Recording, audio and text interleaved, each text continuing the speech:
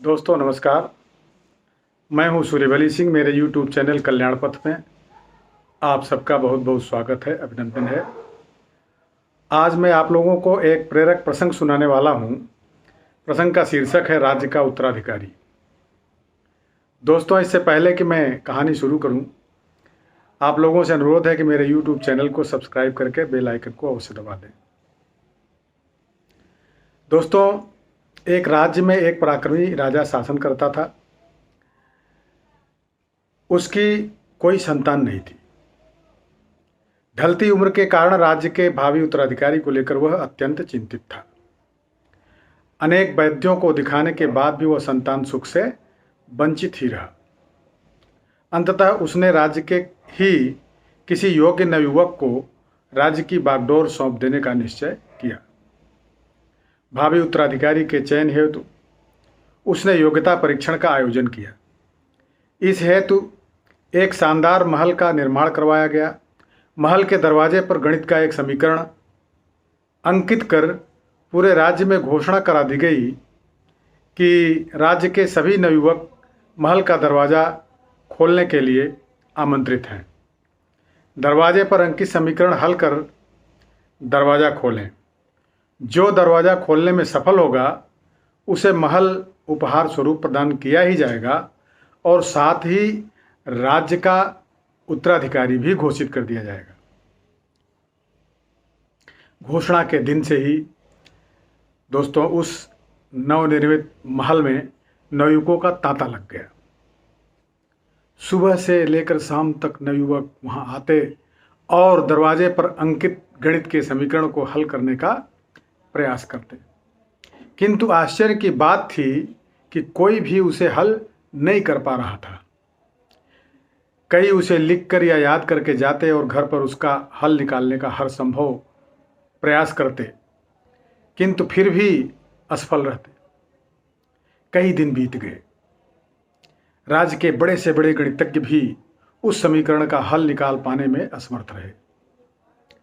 राजा ने दूसरे राज्यों के गणितज्ञों को आमंत्रित किया। दूसरे राज्य के गणितज्ञ आए और गणित का वह समीकरण हल करने लगे। जैसे जैसे दिन ढलता गया, एक एक करके गणितज्ञ वहां से जाते गए।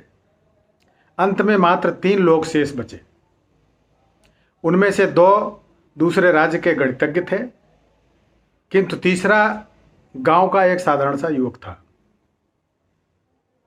दोनों गणितज्ञ जहां गणित का समीकरण हल करने में लगे हुए थे, वहां युवक एक कोने में खड़ा होकर उन्हें देख रहा था। राजा ने जब उसे यूं ही खड़ा देखा तो पास बुलाकर पूछा, तुम दरवाजे पर अंकित समीकरण हल क्यों नहीं कर रहे हो? युवक बोला, महाराज, मैं तो बस यूं ही इन नामी गिरामी गणितज्ञों को देखने आया हूं। ये अपने राज्यों के इतने बड़े गणितज्ञ हैं, इन्हें समीकरण हल करने दीजिए। यदि इन्होंने हल निकाल लिया तो राज्य के उत्तराधिकारी बन जाएंगे। इससे बड़ी खुशी की बात और क्या होगी। यदि ये समीकरण हल नहीं कर पाए तब मैं कोशिश करके देखूंगा। इतना कहकर युवक एक कोने में बैठकर गणितज्ञों को देखने लगा। पूरा दिन निकल गया और शाम घिर आई, किंतु दोनों गणितज्ञ समीकरण हल नहीं कर पाए। उनके मस्तिष्क में पूरे दिन मात्र एक ही प्रश्न घूम रहा था कि आखिर इस समीकरण में ऐसा भी क्या है, कैसे ये हल होगा, कैसे महल का ये दरवाज़ा खुलेगा। पूरा प्रयास करने के बाद भी वे समीकरण हल नहीं कर पाए। जब उन्होंने हार मान ली तो कोने में बैठा युवक उठकर दरवाजे के पास गया और जाकर उसे धीरे से धक्का दे दिया। जैसे ही उसने दरवाजे को धक्का दिया, दरवाज़ा खुल गया। दरवाज़ा खुलते ही लोग पूछने लगे कि तुमने ऐसा क्या किया कि महल का दरवाज़ा खुल गया? युवक बोला, जब मैं बैठकर सबको गणित का समीकरण हल करते देख रहा था तो मेरे दिमाग में विचार आया कि हो सकता है कि दरवाज़ा खोलने का कोई समीकरण हो ही न। इसलिए मैं गया और सबसे पहले जाकर दरवाजे को धक्का दे दिया। दरवाज़ा खुल गया। दरवाज़ा खोलने का कोई समीकरण था ही नहीं। उसका उत्तर वहाँ उपस्थित राजा ने भी सुना और बहुत प्रसन्न हुआ। उसने युवक को वह महल भी दिया और राज्य का भावी उत्तराधिकारी भी घोषित किया। दोस्तों, इस कहानी से हमें सीख मिलती है कि ज़िंदगी में हम कई बार ऐसी परिस्थिति में फंस जाते हैं जब हमें लगता है कि हमारे सामने पहाड़ जैसी समस्या है, जबकि वास्तव में कोई समस्या होती ही नहीं, या होती भी तो बहुत छोटी सी, लेकिन हम उसे बहुत बड़ा मानकर उसमें उलझे रहते हैं। बाद में उस समस्या का समाधान अपने आप ही निकल जाता है या फिर थोड़े से प्रयास के बाद निकल जाता है। तब हमें एहसास होता है कि इतनी सी समस्या के लिए हमने कितना समय बर्बाद किया।